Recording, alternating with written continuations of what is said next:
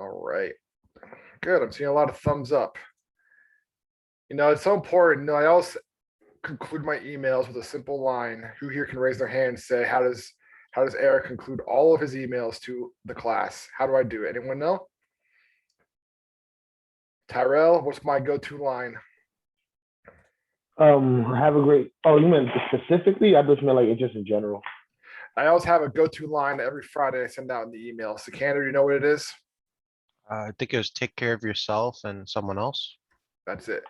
Take care of yourself, and if you can, take care of someone else. Because here's the thing: is everybody's going to compete for your time. Everybody else is going to compete for your energy, and it's on you to say no. It's on you to say no. Like I can't do that. Today, this morning, about 8:30, someone texted me. They asked me, "Hey, can we talk at 5 p.m.?" And I said, "No, sorry, I don't work after 5. Just can't do it. Not gonna happen. Call me at 4. I'm free at 4. Okay, yeah, I'll call you then."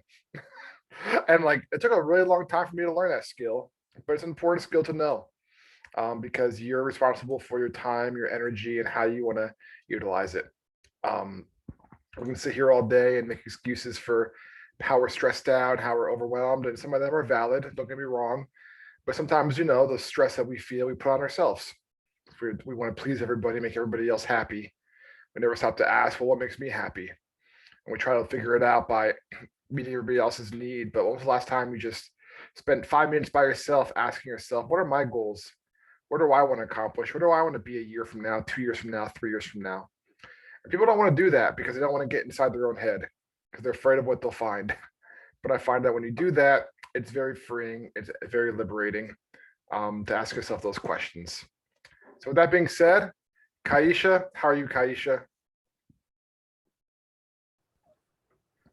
I'm doing well, Eric. Sorry, it took me a minute to unmute. It's okay. You're today's assistant instructor. So thank you so much. So why don't you tell us a little bit about yourself, Kaisha? Where you from? What do you do for fun? All that good stuff. I am from Brooklyn. My family is from Trinidad and Tobago. Okay. What do I do for fun? I listen to a lot of music. Nice. And yeah, dancing really helps to get out the energy. I love that. What kind of music do you enjoy? You kind of have like all flavors. I listen to a lot of different things. I love Latin music, soca music, dancehall, reggae, Afro beats, West African. A lot. Yeah, a lot. It is amazing how music just connects to us in a way that nothing else does, right? I love that. Definitely. I love that. So what's something about you that maybe we don't know? What's a fun fact about you, Kaisha? A fun fact. That's a really good question, Eric. Fun hasn't been on my mind with all these deliverables, to be honest. A fun fact. What is a fun fact? I used to perform. Okay. I used to perform for like the elderly and things like that. It was a weird type of community service thing. No, that's not weird at all. So you would do like different dances and things like that, or what would you do? Yeah, so it was like interactive workshops with like the elderly at like different different hospitals, different centers, like retirement centers type of thing. Just to help, like, because when you're elderly and you're just sitting there all day and whatever, you kind of want some livelihood, you want some to have fun, to have a good time. So we like some people would like hand knit things and bring in for them, and it was cool. That is really cool. It is really interesting how like in American culture we don't really honor the elderly like they do in other cultures. Yeah. Like a nursing home doesn't exist in like a lot of places in the world. It's like your parents get old, guess what? They live with you. So yes. And you take care of them. That's really cool that you did that. I love it. Awesome. All right, Kaisha, what is a question that you want to pose to our group today? Oh, a question.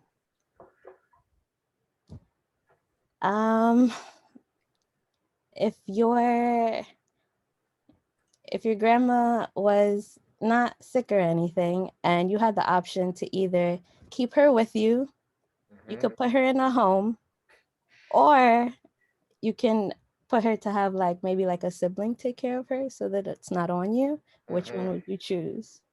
Like, do you take Interesting. up the responsibility or do you hand it off to somebody else? I think everybody's different in this case. That's okay. So like the question is like, are you planning on taking care of your, grandparents or parents as they get older? Yeah. Yeah. Yeah, interesting question. What about you, Kaisha? What's your plan? I have no choice. I have to take care of my family. I have West Indian parents. Right. They will come for me. I can't. Yeah, yeah. It's cultural. Like you take care of the parents and the grandparents. That's just as part of the deal.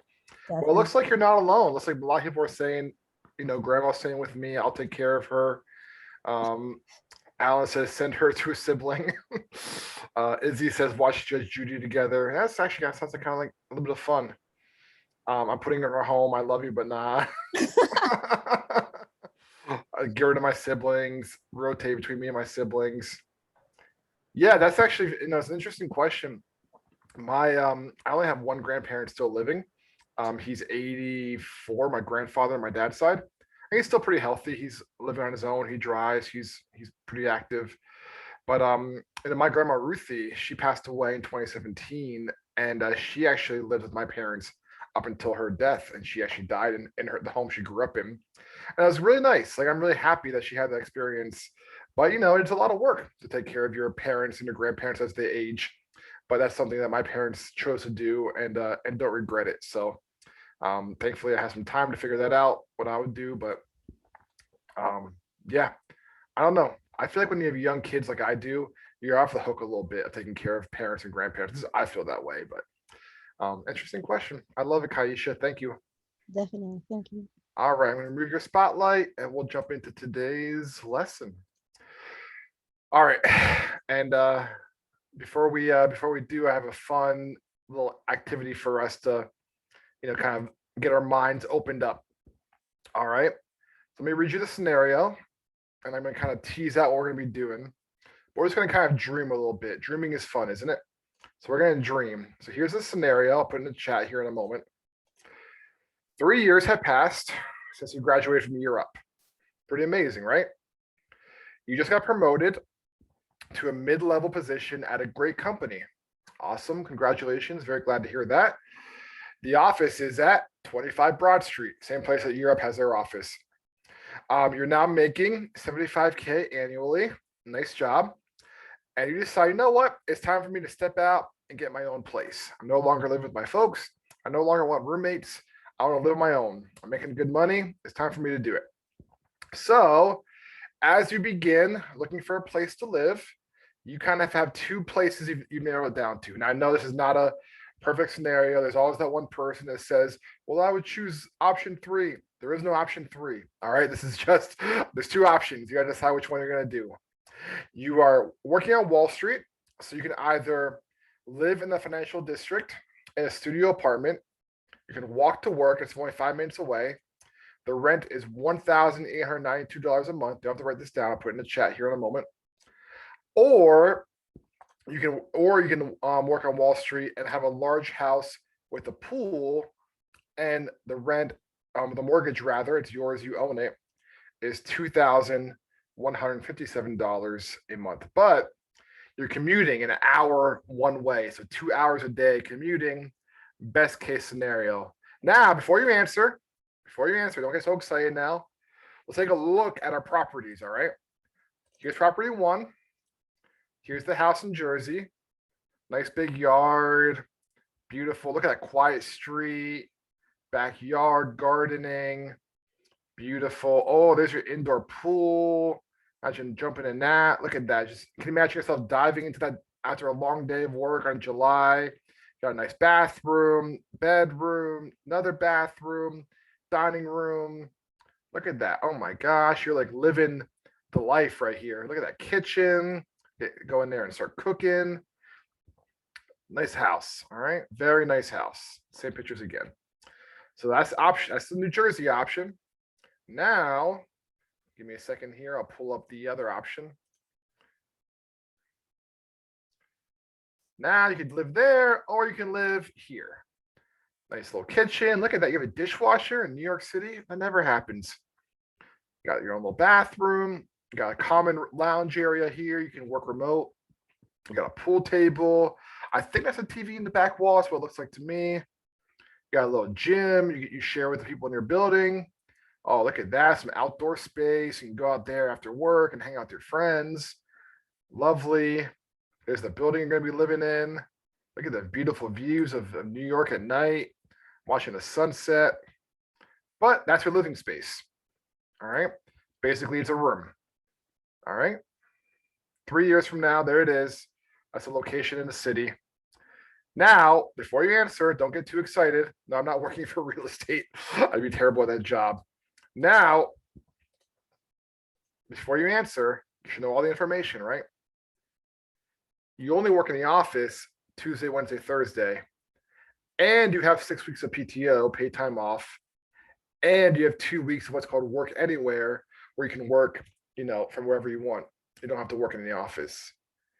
So I see Jorge really scratching his head. Gosh, it's a hard decision. So in the chat, what are you going to do? Are you going to buy the house in Jersey, or are you going to live in Manhattan?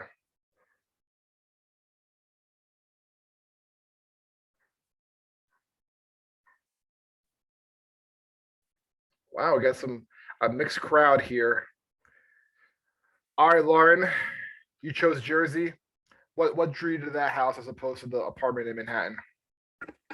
Yeah, so I feel like the space, since in Jersey it's like a larger space and you can have like family over, and I would say since we're going on Tuesday, Wednesday, and Thursday, you have the rest of the time, I guess, to be like at the pool or to stay at the house compared to in the city, which is, I would say, like noisy and the space is not that big. So let me ask you a follow-up question, Lauren. So if you had to work 5 days a week in the office, would that change your mind? You think No. you still choose Jersey? All right. Yes, Cool. that's also my time commute from here where I live also, so. Gotcha. So you're used to that. Got it. Thank you. All right, Megan, you said option 2. Is that you would stay in the city?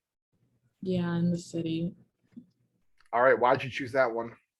I chose that one because I thought, like, if you're only working, what was it, like 3 days out of the week, you have to actually go into work. It's much like it's easier, like it's right there. You don't have to spend that extra time or money traveling. And then even though you don't have like as much space as, New Jersey, it's still like a nice place to live. Yeah, I mean, it's a beautiful building. Yeah, for sure.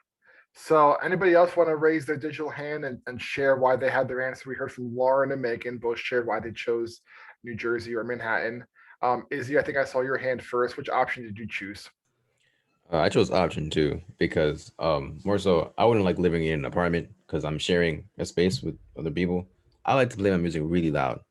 So the fact that I can't have my own time and I'll be interfering with other people's sleep or their work or their workflow, I don't want to be responsible for that type of interruption. I want my fun and they want their fun. My fun is playing music loud. Awesome. Love it. So you want a place where you have some space and you're not going to bother anybody by doing your thing. Yeah. Totally get it. Thanks. Miguel? I chose the living in the city because it'd probably be like extra money commuting to and from the city, as well as like there's there's commuting, then it's like it depends how I'm commuting, like so that might add more time, things like that. It just sounds a little inconvenient, but at the same time and then at the same time it's just also like I don't want to deal with the things that come with owning a house, like having to maintain like the front yard and things like that, because you can get tickets and stuff. So yeah, and it's just all around more convenient, in my opinion, to have the studio. Like even if it's a smaller space, I can still like invite, like I keep my circle small, so it works. I love it. I'm glad you brought that up because that's one thing that people maybe didn't consider You live in New Jersey, you gotta take care of the pool, you gotta take care of the yard, you gotta take care of the mulch beds, you gotta shovel the snow. Like, these are all the things that you have to consider, which is fine. I mean, millions of people do it every single, year, but it's just a consideration that's different than apartment living. Kayla?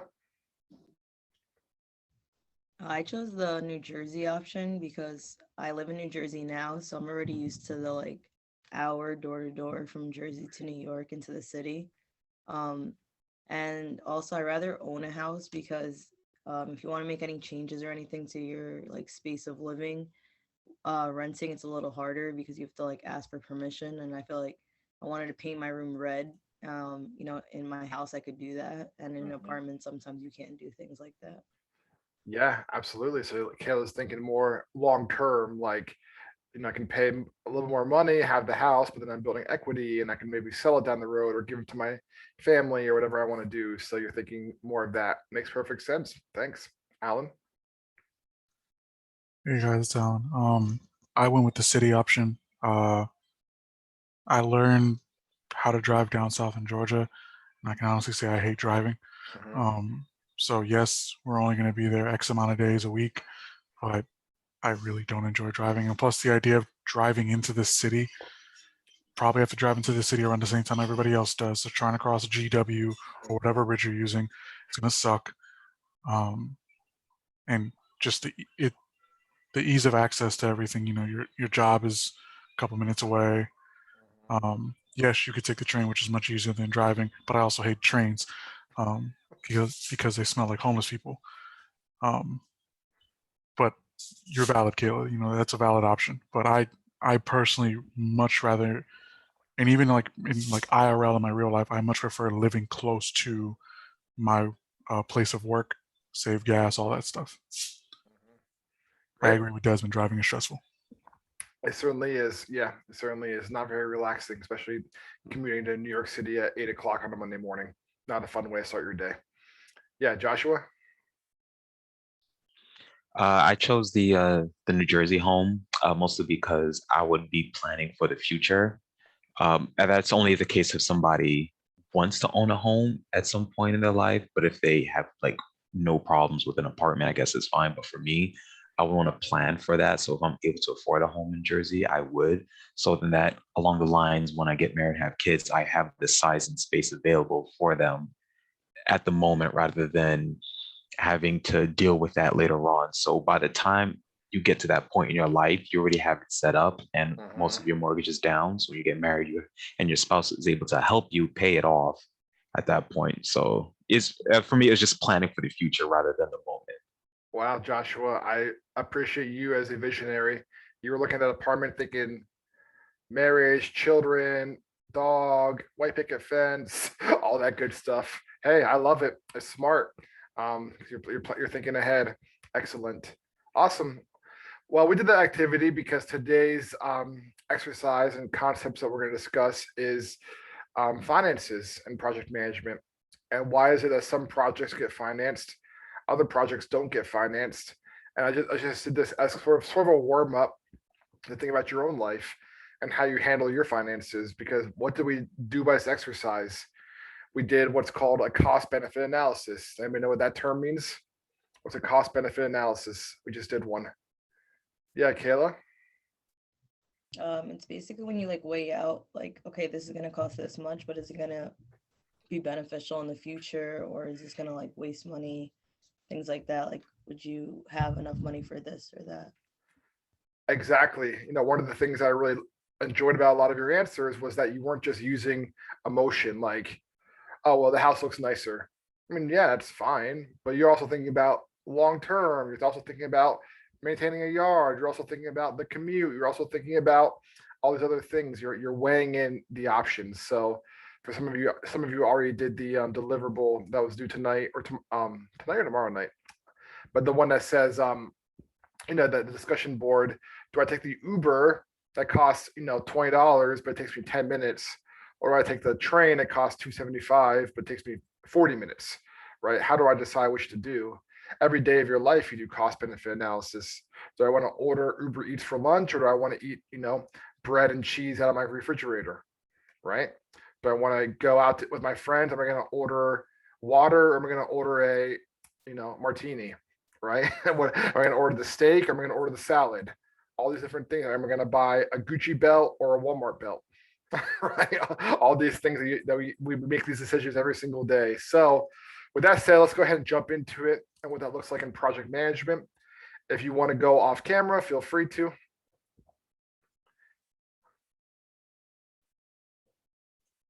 All right.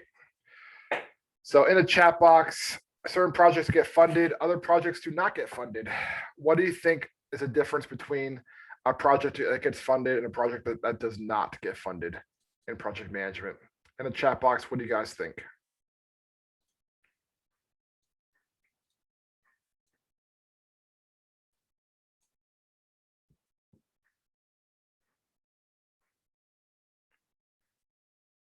The benefits, the gain, the effort, better quality, more potential, the time spent, the time planning. Yeah, all of the above.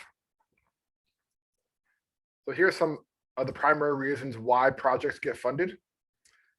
So sometimes it's compliance, right? You have to do it, or else we'll face penalties as an organization. You're not doing it necessarily because it gives you a great benefit. It doesn't. But what does it do? It provides a compliance that needs to be done. So here's a perfect example.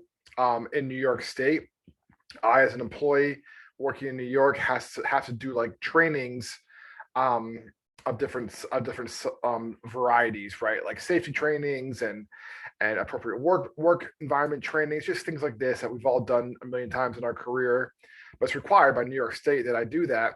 And it costs Europe money to put on these trainings and to hire facilitators, and it costs time of their staff to watch the videos and do the pre-work and all that good stuff. But they have to do it because it's compliance, it's with the law. The next one's emergency. If not implemented, there could be ways in which we're not operational like we should be. So for example, this is, the scaffolding that's around the building of my apartment right now. That probably more so is compliance and emergency, but it's probably a little bit of both, that we need to do this or else we're not going to be fully operational. Mission critical, pretty self-explanatory. It would cause negative impact if we didn't do it. Operational helps us improve our processes. And then strategic, it supports the long-range mission of our company and our organization. So the interesting thing about this is that some of these are very easy to get buy-in on. I mean, obviously compliance, emergency, and mission critical, pretty easy to get buy-in on. Operational and strategic, you have to be a little bit more, nuanced in how you approach this, and how you present it to your project sponsor, the person who's going to be footing the bill for your project. So how do you do that? Basically, there's two different approaches. The projects have tangible benefits, and they also have what are called intangible benefits. So what that means in short is that if it's a tangible benefit, there is a cost-saving incentive. So if we put the money up front now, we'll save money down the road. Put the money up now, we'll make money down the road. There's a tangible, real benefit. But there's also intangible benefits as well to projects when that's not quite as clear-cut or easy to understand.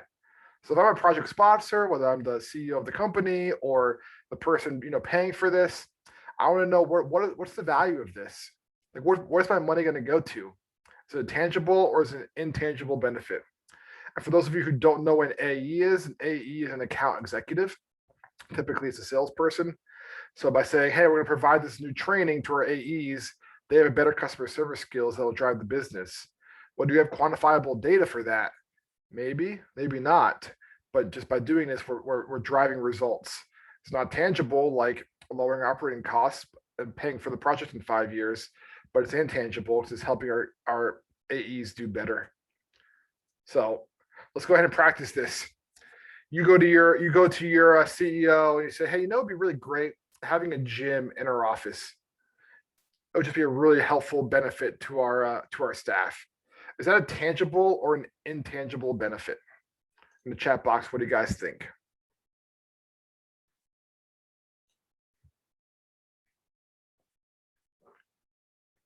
I'm seeing both answers. Interesting.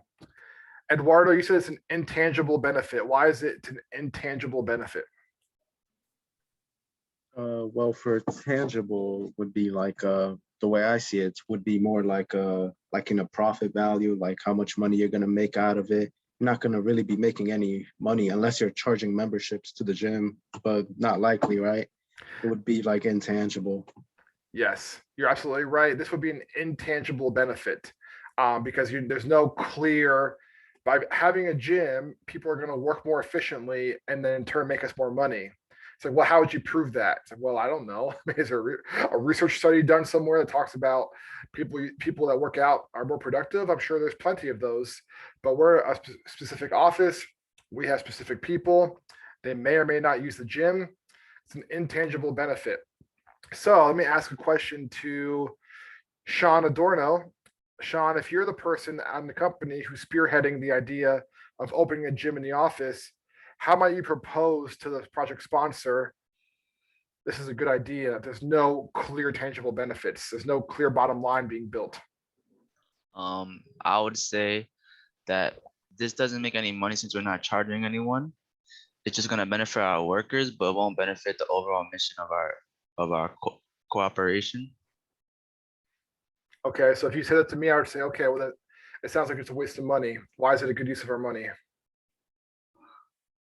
Maybe a good use of money because they'll have our workers, like their blood flow will be pumped, so they'll be more energized to do the work that they need to do. Okay, that's a good point. You know, they work out, they kind of have more energy throughout the day. They get a second wind. I can see that. All right, cool. Thanks, Sean. It looks like you have Jason and Kayla who are also advocating for the gym to open. Kayla, why should we open a gym? For me personally, I'm big on like working out. It helps me like through stress and things like that. So you can also go to your boss and tell them that like company morale is really low and that you think that by exercising things like that, it'll boost your company morale, and that drives like, you know, people to work harder, like focus on their work more. And in the long term, that does make you money because your employees are, you know, working at a faster, better pace. I could definitely see where you're going with that, but I have some concerns, Joshua. My concerns are, we have this gym, people aren't behind their desk doing work, they're just in the gym, you know, running or lifting weights or chit chatting. Isn't that going to decrease productivity around here, Joshua Harrison? I don't think it will. So in my mind, I'm thinking in terms of you have a gym inside of the office. So I put it as a tangible benefit because people are more likely to show up at work on time if they have a gym in the office instead of if there's, I guess, people working out, instead of them going to a gym and then having to come to work because they might end up coming in late or missing out on certain workouts.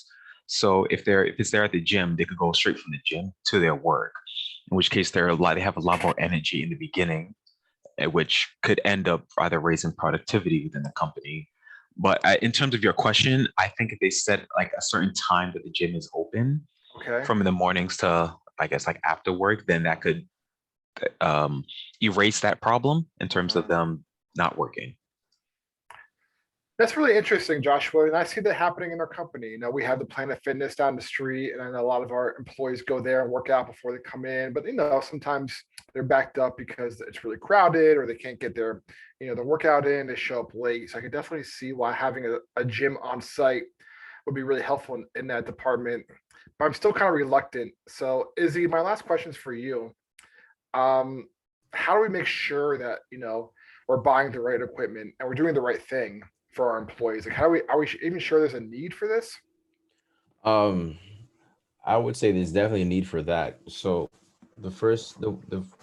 how to answer the first question you asked, I would say the first thing that we have to do is find the correct location to actually put the equipment. Because for instance, I actually have a question before I actually even continue. Sure. Is it really in the office where people sit down and have conversation, or is it in a different facility? No, we're gonna say it's in the building, right? Okay, it's in the building. Yeah. Okay. Yeah, good clarifying question. Because I don't want people to think that it's gonna be in the office and then there's gonna be a lot of equipment they get trip upon. Right, So no, we have to no. make sure that all the equipments are safe and clear to use and when to use them. Mhm. So I would say if the one thing to do is find a correct location to put all the equipment and have a set time when cleaning the equipment as well, because Ah, we remember we're still in a pandemic, and we are. if anyone gets contaminated with the virus, then we have to shut down the office. Mhm. Yeah, Izzy, I'm glad that you are doing a great job considering the risk of this as well. That's a very good project management skill. You must have had the best PM instructor of all the PM instructors. Well, thank you. Thank you. You're welcome. All right, thanks, Izzy. Matthew, do you have a question or comment on this scenario? More of a comment. In terms of like the gym, you also want to do like a company survey to see Mhm. what type of equipment should we purchase if we do intend to open a gym. I know many people might have different workout, styles. Some people prefer strength training, others Yep. may like yoga, just cardio. So, having a company-wide survey would help in that as well. Oh my gosh, Matthew Santos paid attention in the requirement gathering lecture. Great job, sir. We would do a survey to find out we've got the right stuff. So what would happen if we build a gym and everyone who actually works out walks in and says, wait, there's a bunch of treadmills and dumbbells here, but I like to do yoga and Pilates. I'm never gonna use this gym. That would be a waste of time and money. So excellent point, Matthew. Thank you. So does this make sense, guys? Like this is a perfect example of a project. And I was just teasing out like what a project sponsor might ask you as you present the project. And they're the ones who hold the money. They're the ones that have the ability to make the project happen or not. And it's very normal to get asked some pretty tough questions very early in the project. Because one of the things that they're asking is this: what's our ROI? Anybody know what ROI stands for? Raise your hand or put it in the chat. Miguel, what's ROI? It means return on investment. So what you're gonna get back from what you put in. Exactly, return on investment. So in the most basic form, cash flow divided by total costs. If a project costs $5,000 and as a result of it being done, we earn 7,500, our ROI is 50%. All right, so I'm not good at math. In fact, I'm terrible at math. I failed algebra once my freshman year of high school. I think I told you guys that already. But this is a very simple math problem. So get your calculator or your cell phone out, whatever you need, and put in the chat, what would the ROI of this be in 12 months? You're a sales leader and your sales organization pulls in 100K monthly. You decide to send your team to a sales conference in Florida. It's going to cost the company 20 grand.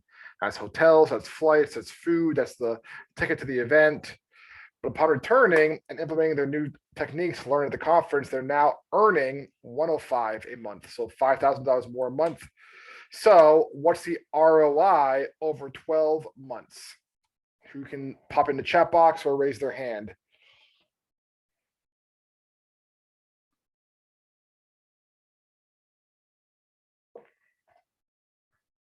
Sikander, why is it 40K? It's 40K because the initial investment was 20,000. So they're earning $5,000 more a month. So 5 times 12 is 60 minus the 20, so it's 40. Thank you. I'm so glad you caught that because you get to subtract the cost of the event itself, right? So the natural thought is, oh, it's $60,000, but it's subtract the 20 you spent to go there. That's a pretty good investment, don't you guys think? You put in the 20,000 up front, but then you get 60,000 over the course of the next 12 months, a 40,000 return on investment. It's pretty good. All right. So, but what if the payback analysis? What if it's not so cut and dry? I mean, that's a pretty simple example. You pay 20 grand, you get 60 grand back in the next 12 months. But what if there's $100,000 project that would return 5K back annually? And that would be 20 years until you even broke even. That's a pretty not so exciting proposition. So an example of that might be building a new bridge in rural America and you charge 25 cents a toll, and it takes you 20 years until the bridge is even built back. How might you, as a project manager, get the project sponsor to be excited about this $100,000 bridge and want to put the money up to build it, or think it's worth allocating money towards? Time to think critically about what we said earlier. Yes, Jesus. Something like a bridge, it could be pitched as a necessity more than anything, especially if the bridge is like the only path to get to like a certain area. I love it. Excellent, Jesus. What is this? Go back to this screen. Remember this one? Compliance, emergency, mission critical. These are the points you want to hit on in that conversation. You want to hit on, these three areas. If this doesn't happen, this could have an unacceptable impact. Someone could be riding across the bridge and the car could, collapse it, and they could be dead. We don't want that on our conscience. That's why it's worth putting the money behind. Yeah, Jason, how would you go about this? Could you would see a census, since we take a census every year, and try to put like the amount of people who would benefit from taking that from one traffic to another, and then multiply it by 25 cents per toll, and see if there's an influx or deflux in a certain time of day. Jason, you're a genius. So taking some research and saying, hey, look at all the people in this area. Look how many people might be going over this bridge in a given day, in a given week. Think about all the impact that this bridge would have. See, everything in project management is not an immediate, clear ROI. If everything was like this example, hey, my gosh, getting money would be the easiest thing in the world, right? But it's not. It takes a lot of research. It takes a lot of due diligence to figure out what is the best way to spend money, especially money that's not yours, that you're trying to fundraise or access from somebody else. So, do you guys want to put this into practice? I don't even know why I asked that. It's not even a question. Sure. We're just gonna make it happen. Thanks, Izzy. So can you guys go ahead and we should do our live transcript. Come back on camera. I'm gonna go ahead and put you in a breakout room here in a moment. Let's do groups of 4. All right. You are working on a small team at your dream job and noticing that lots of the team tends to lag around 2 p.m., needing a jolt of caffeine to stay perked up. Unfortunately, the cafe bar is on the 8th floor and you're on the 1st. And it's hard for anyone to break away long enough to get a caffeine fix.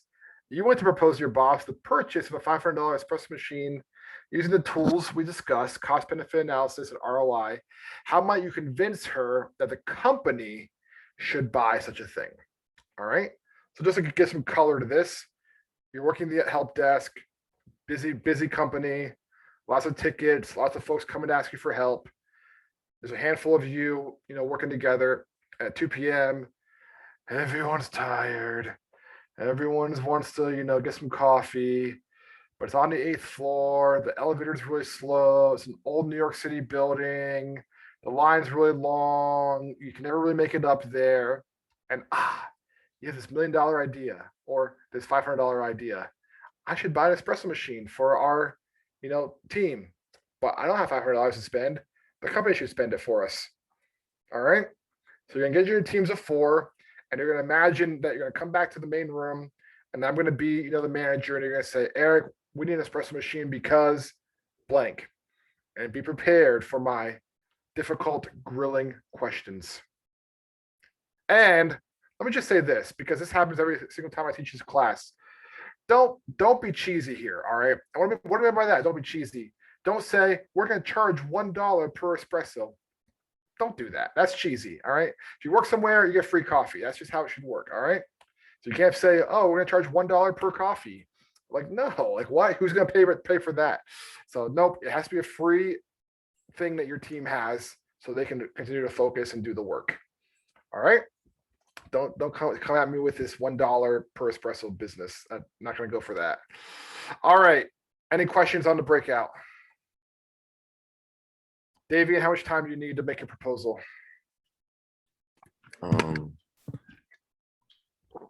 Like 5 to 7 minutes, maybe. All right, let's go ahead and put it right in the middle, 6 minutes. So I'll see you back at 11:23. Off you go.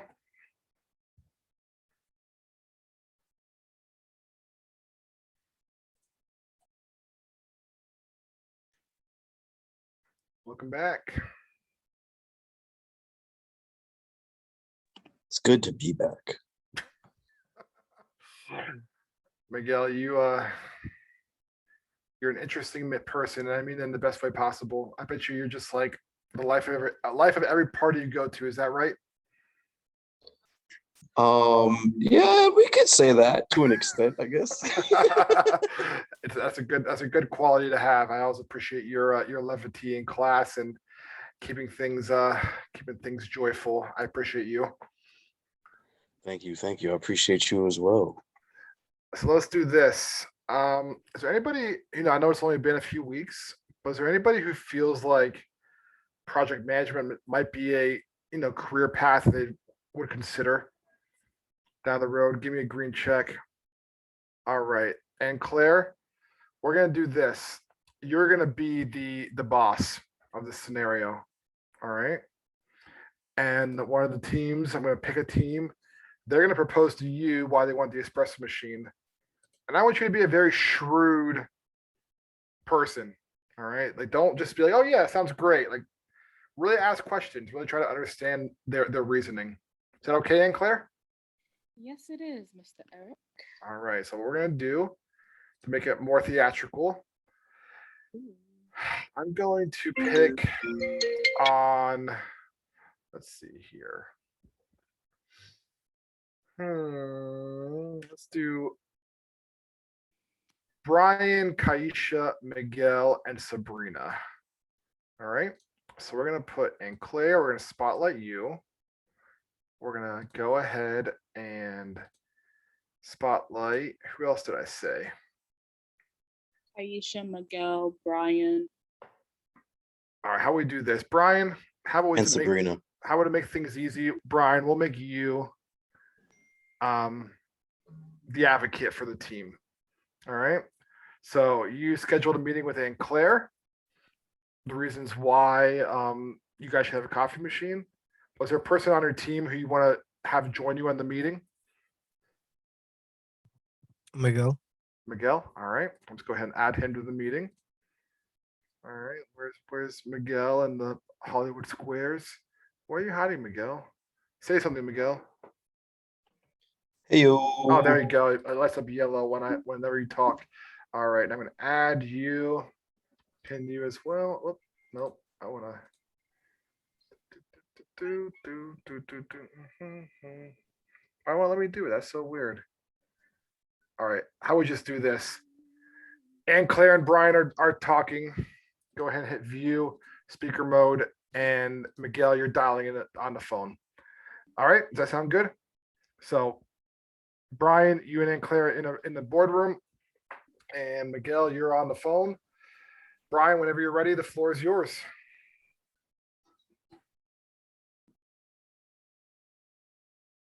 Hey, Miguel, you there? Okay, cool. Hi, Anne Claire. So Hi. I really feel that investing $500 for this espresso machine will increase productivity within the workers. So the rest of the time, especially around 2 p.m., they start feeling lagged and burned out. Having the espresso machine there for their disposal will help them produce more for the company. Okay, well, hi, good morning, Brian. How are you? You can start there. How are you? I'm all right. Yourself? I'm good. So can you tell me, you've told me how it's going to benefit the workers. How is this going to benefit me? It I will can step in benefit. for that. Oh, you can go ahead, Brian, if you'd like. By all means, Miguel. Okay, cool. So the way it can benefit you, Anne Claire, and the rest of the company is because the coffee where we normally get it is 7 floors away from us. So that requires about 10 to 20 minutes, depending on if there's a line at the coffee shop or not, for us to get back. So that could be 10 to 20 minutes. That 10 to 20 minutes can be turned to 5 to 10 minutes if we had a machine within our office. And that is time that can be used for work, and as well as it can boost morale for the rest of your employees, which will up the quality of work because they'll believe that you are investing in us by giving us this espresso machine. But how can I be certain of that? And this is not something that you guys are telling me because you guys want an espresso machine in the office. Because it sounds like a great idea, but how can you guys prove to me that this is going to increase productivity? Well, we can, so if you've noticed, when around 2 p.m. our employees start to get a little laggy, things start slowing down a bit. And as soon as they come back with their coffee, they're back on it. They're right back into work, but it also takes them a little bit of time to get back into the work. So if we remove the buffer time from having to walk to and from the coffee shop, we can, excuse me, losing my train of thought. You can help, they'll help finish off the day strong, especially if there's important projects that they have to complete. They'll do so with their caffeine fix since it's in the office, and also to help boost team morale, espresso chats. You can talk with one another, just waiting for your coffee or espresso to be ready, rather than going up 7, 8 floors, potentially waiting in a line of 10, 20 people. You never know. Okay, so you both make very valid points. I guess helping you guys at the end will also benefit me. So this is what I could do for you guys. We could do a test run, see how this is going to work. We could try it out for about 3 days to a week. And we'll see, I'll see how this goes. And if what you guys are saying is true, then we could keep an espresso machine. How does that sound? That sounds great. Thank you very much, Anne Claire. You're very welcome. Is there anything else I could do for you guys today? Nope. Thank you. Well, That'll enjoy be the all. rest of Thank your you very day. much. Thank you. Excellent job, Ann Claire. Excellent job to Brian and Miguel. Can we go ahead and give them a virtual round of applause? Love it. Love the angle. And I love, Ann Claire was tough, but she was also understanding. Very nice bounce. I like that. And a very smart leadership move as well, saying, we'll try it for a while, see how it goes. As opposed to saying, yeah, sure, we'll do it indefinitely. I love that. Anybody else want to give it a whack? Want to show how you would influence your boss to pay for a $500 espresso machine? Zunair, you want to give it a go? Okay. Who wants to be the project manager or the project sponsor who's very shrewd, doesn't want to give up his or her money? Anybody want to volunteer? You're gonna make me do it. Be a mean person. All right, how about Izzy? Izzy, I'm gonna go ahead and pin you, and Zunair as well. All right, pin you up there. Gallery mode. And pin you as well. All right, Zunair. So we're gonna start off with you because you're having this meeting with Izzy and you're proposing the espresso machine. Floor is yours. All right. Thank you. Good morning, Izzy. I feel like we should acquire a espresso machine, I believe, which costs around 500. And I believe we need this because I've been seeing some of our employees, and as myself, we come into work and some of us are lazy and not fulfilling the work that we should be doing. Okay, good morning to you, Zunair. And I'm glad that you noticed that some of our workers are feeling lazy around some time frame, but I need more information on based upon how can this espresso machine that you so-called want to put into the office can be beneficial to me as well. Well, I mean, it could be beneficial to you as well because you're basically investing into the employees. Whereas the phrase happy employees is a happy work environment. So I feel like you investing into the employees is basically the employees giving back as more sales into the company. And I also propose an idea where we can do a raffle to invest into the espresso machine as well, where we can do a raffle ticket of $20 raffle, and the prize could be a week vacation. I'm not too sure about the week vacation. We do have some stuff due. I do like what you did say about the happy employees, happy thoughts. That was good. That was good. $20 raffle sounds the $20 raffle sounds cool, but I would say that the prize would be at least a week free espresso, so that way people can still perform at work. I do see what you're saying about the espresso machine increasing the productivity of our customers. Another question I would like to ask you is, do you know how much time can be saved with this espresso machine? Well, if the espresso machine is right by the entrance or anywhere in the office, it saves a lot of time, as well as where people, the employees and my colleagues go to Starbucks or the coffee shop, which takes a lot of time during their break. I feel like not only it saves a lot of their break, but it's also saves the time them waiting in line as well. Okay, I see. I do remember that the coffee shop or coffee machine is definitely on the 8th floor, and Starbucks is probably 3, 4, 5 blocks away, depending on how long the line could be. That could definitely save us some time. So let's see what we can do here. We can do this. We can have the espresso machine, but then test out how long it takes for them to get back to work. How does that sound? Yeah, that's perfect. All right, cool. Thank you for having this conversation, and then we'll see how it goes. Okay. Thank you for giving me time, Izzy. You're welcome, Sunir. Have a good day. You too. Awesome. Let's give a round of applause to our actors. Great. Also he's also very understanding, but a firm boss. I love it. Great. Let's just spend 2 minutes debriefing this exercise, and then we'll go ahead and cut out of class a little early today. What do you guys think of this exercise? Why was the skills that we just practiced so critical to as a project manager, as a person who's looking to, show the value of something when that value is not necessarily clear cut? Yeah, Alan. It helps with your speaking skills. You'll, especially in Scrum, there are some folks that aren't too comfortable, speaking in front of peers. So now trying to convince a superior of the value of something that you want, or maybe a couple of y'all want, it definitely helps you come out of your shell and really kind of hones your public speaking skills and your conversational skills. It does. Yeah, excellent. Thanks, Alan. Davian?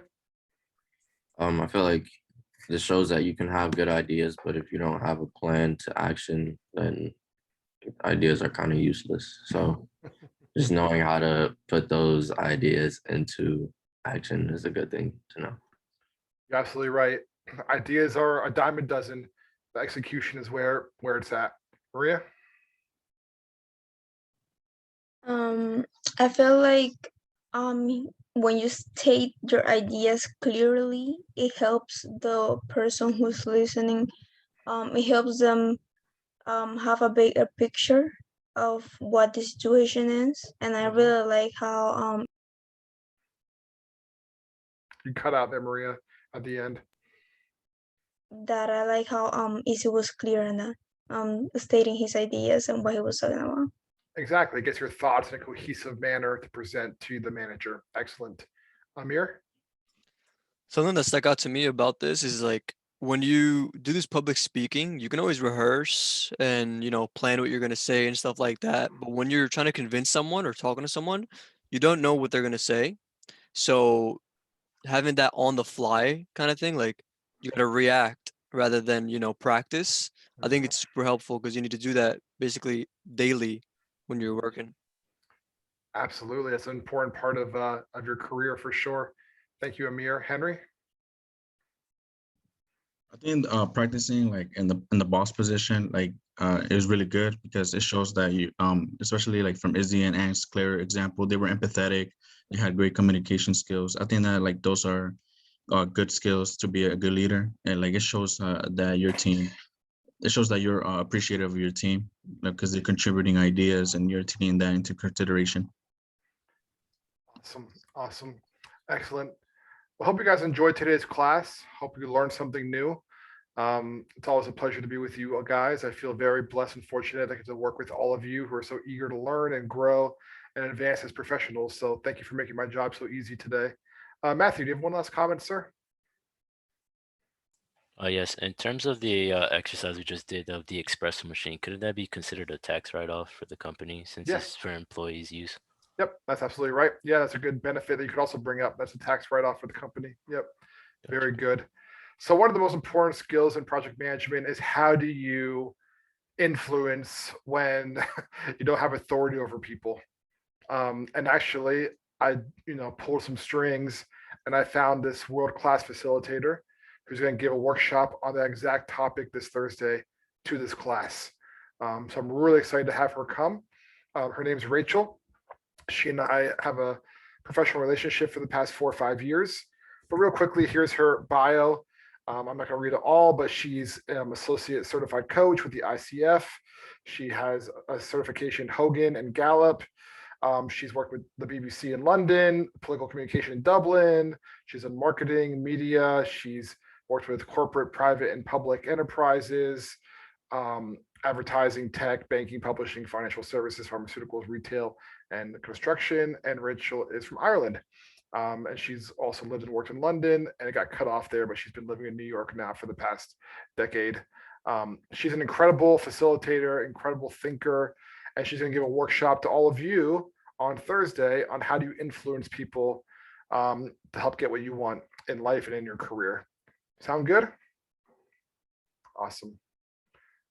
One last thing, just remember you do your deliverable tomorrow night, which is cost benefit analysis, the Uber versus the car ride, $275 versus $15. How would you choose that?